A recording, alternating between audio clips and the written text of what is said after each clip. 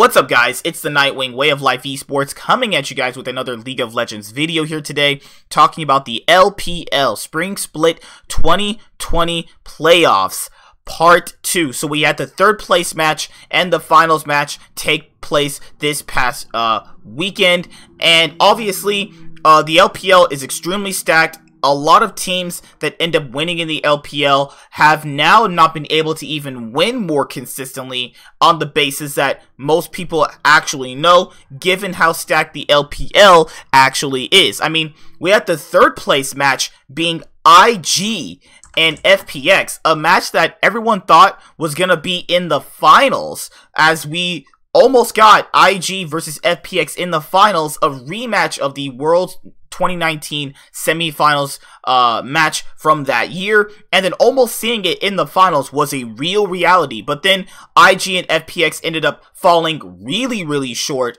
in the last hurdle to almost put them into the finals. They lost to JDG and Top Esports, and then Jackie Love got his revenge against IG and obviously took them down and got a chance to play in the finals.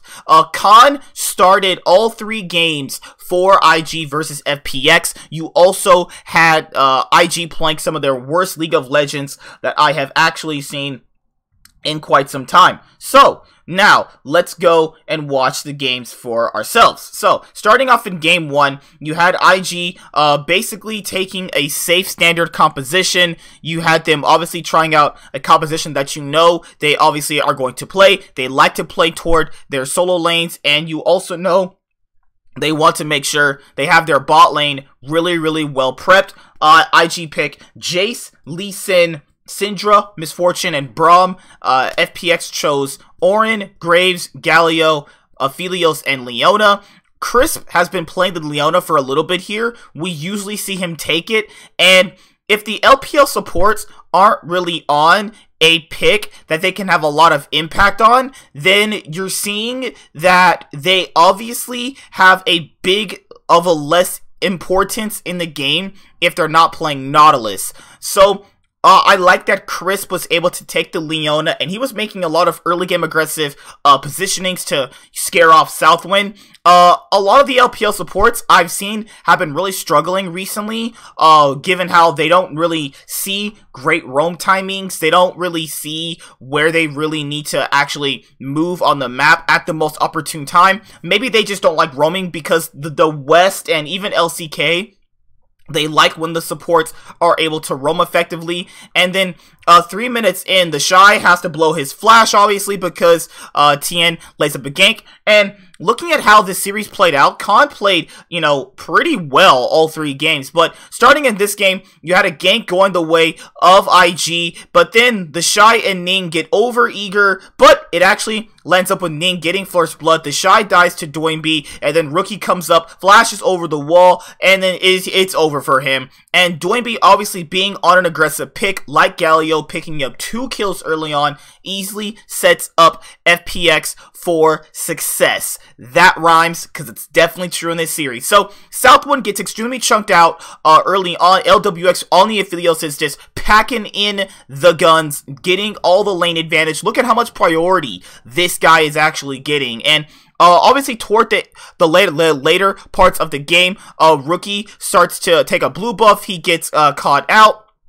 You had Rookie obviously dying on the Syndra. 0-2 on the Syndra. Rookie has had a poor last in to the LPL Spring Split. The Shy ends up getting solo killed by Khan. A lot of people were really impressed by what he was able to offer on the Ornn in this game. You have Doinby TPing in. He gets the taunt onto Ning, and then they blow him up. Rookie gets a nice scout of the week so he doesn't die. And then that's around 8 minutes in. FPX have a 1k gold lead. I actually predicted IG to beat FPX in this third place match, but they definitely failed my expectations really hard. So if you have the Jace that's this far behind early on, he's gonna really have no impact, not even in the side lanes. Ornn's just broken, man. Ornn's just broken. The fact that Ornn can 1v1 someone who's supposed to poke him out and win lane is actually incredible. Doinby on Galio is what I thought you obviously have to give FPX in order to win, because giving Doinby a mid lane champion that he can severely impact the game with by roaming. Roaming is what Doinby likes to do, like Niski. So if you give them a champion where they don't need to necessarily win lane, you can give them a champion where it's going to have impact outside of lane. Later on, 10 minutes in, the shot gets ganked again, and he's really far behind. Goodbye, Puff. And then you also have LWX getting called out. IG won like their first skirmish, technically, but they don't really get any advantage from it. This game is all FPX. Around 26 minutes in, it is a 10,000 gold lead for FPX. Once they're ahead, once they have their macro set up, and once Doinby is ahead, 5-0 on the Galio, 4-1 on the Orin. FPX are dominating this game, and they definitely take game 1 away from IG. Look at that gold lead right there. FPX are feeling themselves. You gotta pat the stats, baby. Doinby 6-0 on the Galio. It's FPX's time to win. Now, looking at game 2, FPX went with the composition that didn't really suit what most people thought they were really good at, because their compositions usually only involve Doinby getting a roaming mid laner, and you also have top lanes on an island. But that's what they like their top laner to have. Their top laner is a lot better on an island because they can impact the map differently, and that gives Doinby a free chance to obviously move around the map and impact the lane and the game. So, in this game, IG take Jace, Lee Sin, Azir, Aphelios, Thresh. FPX take Aatrox, Trundle, Twisted Fate, Misfortune, and Nautilus. So, looking at that right now, you can see where FPX are going with this. They want Doinby to have that priority in lane. We haven't seen Twisted Fate played in so long that obviously this is the ideal Doinby champion. Twisted Fate being able to TP around the map with his ultimate. Then you have the actual global TP. Stun card to lend up the CC for his teammates. Perfect champion. I like that pick right there. They should keep that as a pocket pick for Doinby. Yes, it does kind of lose out basically against a lot of the control mages, but it does have its uses. The Shy is getting ganked at 5 minutes in, and yeah, he's dead. Oh god, the Shy and Rookie had their worst series back to back. I don't really know what exactly happened for IG to actually play this bad in these past couple of series. A lot of uncharacteristic mistakes, a lot of deaths early on, solo kills. TN was really toward the top side, and normally we don't really see TN top side. Normally he is kind of just, you know, mid and bot, but he kind of almost gets caught out. Doinby is there to protect him. That stun card coming in super clutch. And then after that, you have the lanes going basically as planned, because later on FPX are able to grab more kills. Then later on, you have a team fight breaking out 20 minutes in. Puff kills Khan, and then LWX kills someone, kills a Rookie as well, and it's a team fight going IG's way. It is a literal 4-for-1 20 minutes in. IG actually are not done yet. They are actually still 2,000 gold down and are getting a Baron. But then later on, Doinby TPs in, throws the stun card, and then they're able to kill Southwind. But then Doinby dies to Rookie. Then Khan also dies, but Doinby is able to live, and they stave off the Baron. They actually stave off the Baron by losing a team fight. Doinby TPs in. I'm talking about most valuable player right there. And then you also had them previously before getting a dragon. Doinby, him literally not dying saved this game right now. Then later on, it's just team fight after team fight after team fight after team fight. You know the LPL really loves their team fighting. They love to have these back and forth team fights. The Dragonfly comes in 35 minutes in. Tian gets the Baron.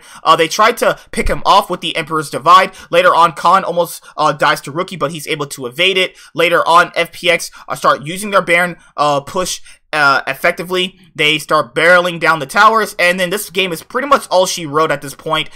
They get the bullet time. You have the Shy running in to actually try and kill Doinby, but later on Rookie dies, and then you have Misfortune just free firing. Boom, boom, bullet time, baby. Let's go. FPX 2-0 against IG. Khan finally showing people around the world he is a world-class top laner, and now it's game 3, baby. Let's get this sweep going, because FPX is not stopping today. This Phoenix is ready to fly. So, holy crap.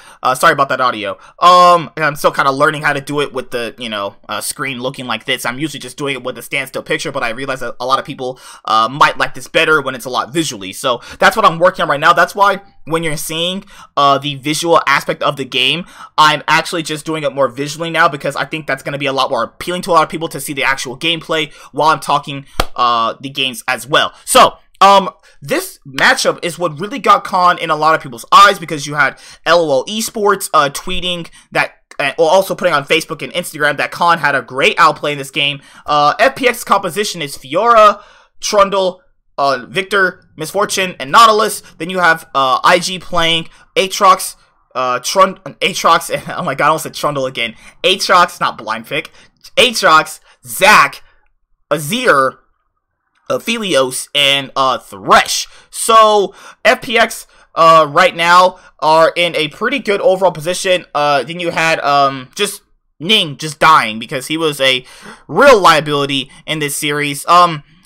Generally, Fiora versus Aatrox goes in the way of Fiora, because she can obviously just repost one of Aatrox's Qs, so it makes it really hard to sufficiently get all the damage out. Doinby on Victor was really surprising, though I don't really understand where they thought it was going to be effective in the lane. But I understand you have to pick it because you want something to match Azir's late game scaling if it does get to that point, because FPX have had compositions where they do go late game, so it makes perfect sense why you would give Doinby a late game carry where he can also have an early game impact on.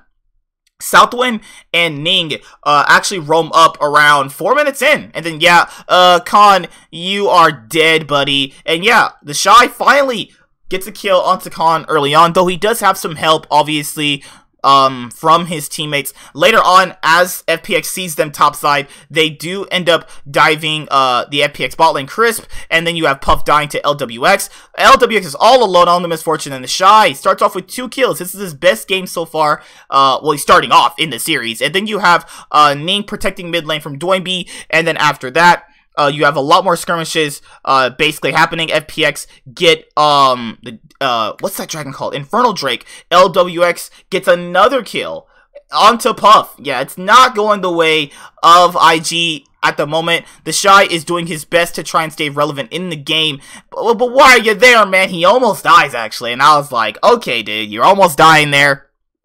The blue buff is attempted to being taken by FPX. They do kill TN. Almost. Actually, he ends up living. Oh, yeah, because they try to fight a 4v2, and then they lose. IG, what are you doing, man? And then later on, Doinby gets hooked by Southwind. He flashes away. Then IG know they can't really fight sufficiently anymore because Khan has arrived. Yeah, it's all she wrote for this game. Most of this game was pretty much just FPX dictating how their early game went. Remember, just because they have the worst players in some positions, if they get ahead by their macro sense, they are able to effectively play the game a lot better. And since they have better macro and better ways of affecting the game early on than IG do, they are able to exactly get the how far they actually need to go. And then now, later on, as this game unfolds, it's all FPX. They win a team fight very early on, to the point where it's all FPX favored. You, after that, get LWX getting hooked. They end up killing the Shy, and Doinby gets a kill onto Ning. Ning is 0-4 on the Zac. Later on, it's a 8,000 gold lead for FPX, and then right here, you're seeing it right now on your screen. It is FPX with a 3-0 sweep over Invictus Gaming. Yeah, FPX secure 4th on the split, and IG, what a sour way to end the spring split. They finished 1st in the regular season and then ended up 4th in the playoffs. That's absolutely ridiculous how much they actually faltered toward the end of the spring split. So, yeah, now you're on to the finals, which is JDG versus Top Esports. Alright, now it's time for the finals. JDG versus Top Esports. Can JDG be the new LPL champion after being denied the title by IG last year in a 3-0 fashion? And now with IG out of the way, can JDG obviously win the title? Karsa is on his own now with Top Esports, and they're actually at the finals. Karsa has been playing pretty well toward the later end of the season, and I'll give him credit for that. But now you're into the finals, and now obviously this is the LPL where we fight all the time, and we love outplaying our opponents. So I really liked this series for a lot of different reasons. Now, the games were pretty good by the standards of what the LPL thrive on. I think that when you're exactly looking at everything you have to look at, the LPL is really good at doing certain things, and they really do rely on their mechanical outplays. Knight is incredibly strong of a mid laner, and right here you get the first game of the finals. JDG draft Orin, Olaf, LeBlanc, Misfortune, and Yuumi. Top Esports draft Set, Ning, Lissandra, Aphelios, and Thresh. And early on, Top do get a couple of kills, which does put Top, in the favorable position to obviously, win the game. But later on, you can clearly see what they're actually doing to win. So, around 9 minutes in, what's his name? Jackie Love gets the first kill, actually, onto, Kanavi. Later on, 369 gets a kill in the top lane after Zoom overextended, but JDG take this time to obviously get the Infernal Drake, so it's going to actually benefit them with their composition, because if the Yuumi is able to actually get Drakes, she's going to be a lot stronger in what she can actually provide for the team. And looking at this series right now, I was really proud of El Mal, because he was able to hold his own against what's good lord, these names are QQ. Yeah, good lord. The LPL support names are absolutely literally insane. So, later on, there's a point in the game where JDG start to actually win, and they're actually in the driver's seat. Like, you can see them making a lot of aggressive moves. Top does get a tower in the bot side of the map, and you're still thinking to yourself, is this a game where JDG can obviously win? So later on, a team fight goes the way of JDG, and LeBlanc gets a kill, and Misfortune get kills, and now you're thinking to yourself, wait a minute, this composition from JDG is not really losing anymore. It's pretty much all going to be JDG at this point. They tried to kill Zoom, but he's Orin, man. He does not die. He does not die. And then later on, Gigao obviously almost gets Knight on the chains, but he ends up dying anyways. Knight on Lissandra was super not impactful on that champion. He did set up a lot of things, but then later on, you later had JDG obviously winning this game. It became a point where the Yuumi was just stacking up the CC. Obviously, most people know that Yuumi should just be deleted from the game. What does she provide, Riot? What does Yuumi provide for anything? Later on, it's all JDG, and then they definitely win the game after that. It's nothing much to see personally here. I do like these team fights from the LPL. They are extremely incredible to watch. Later on, Zoom gets a 3-man knockup on the Orin. It's bullet time, baby. And then now you give Kanavi killing Karsa, and yeah, goodbye Top. Knight, super not impactful on Lissandra. I think that having him on Lissandra was a mistake in this game, but what can you really do? You can see the boys right there. They're like, well, yeah, guys, this game is over. Let's just go to game 2. So, good lord, man. Wait, the sound is muted on these, right? What the heck? Why was the sound not muted on these? Whatever. Later on, you have game 2, which is Top and JDG obviously picking different compositions, so they have a different style in order to win. Top takes Aatrox, Trundle, Victor, Misfortune, Leona, Zoom. JDG take Orin, OP as fuck again, Lee Sin, Azir, Aphelios, and Tom Kench. Looking at this game, to be fair, a lot of good things went Top's way. If they win early skirmishes, they are incredibly strong because they have great soul laners in order to actually push these advantages. If Knight's ahead, he really knows how to push his effective ways to win. Jackie Love was getting ahead. Karsa got ahead. Well, he got his laners ahead. He was ahead in certain aspects, but he got his laners ahead. And Karsa playing this playmaker role where he's just setting up his team, which is kind of how jungle actually is, to the point where you are thinking to yourself, can Karsa play this style? And I thought to myself, he could play this style, but there's more effective ways to play the style, and if that's the style that Riot wants to obviously have with these teams moving forward, then that's obviously something that you have to definitely see you're obviously going to win by. Because when you're getting to win by a certain style and how your jungler is impacted by the style, you have to kind of factor in what is the best way to overall win and what is the best way to overall maneuver through the game. So around this point in the game, Karsa definitely, Kanavi gets the dragon, and then JDG try to run away.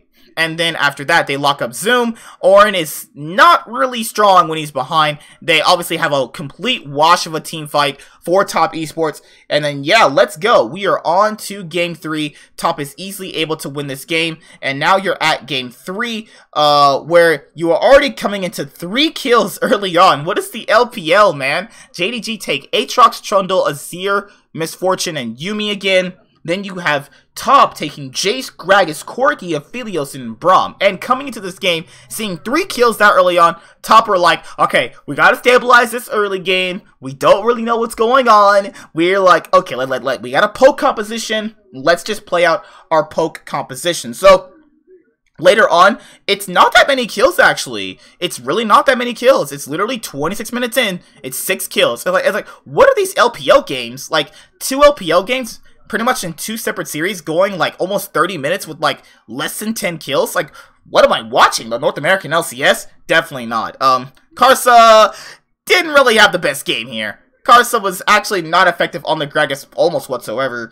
And it's JDG winning around 27 minutes in. They have a 4,000 gold lead. And then, yeah, JDG end up winning Game 3. And then now, obviously, you're into Game 4. Can Top bring this to a Game 5? You definitely have the range to do it. You have JDG taking Gangplank, Sylas, yeah, good lord, man. Why did his ass pop up? Gangplank, Sylas, LeBlanc, Aphelios, Thresh. You had Top Esports taking Orin, Lee Sin, Lissandra again, a Misfortune, and Nautilus. So, later on, you have the bot lane of JDG getting a 2v2 kill onto Jackie Love and QQ, but then later on they get a double kill onto the bot lane. That's great for JDG, right? You're thinking to yourself, okay, Top, it's over. It's 3-1 all JDG. But later on, Knight gets effectively more impact in the mid lane than Yagao does on that point. Later on, it's a top fight up in the top quadrant as well for Top Esports, and then Yagao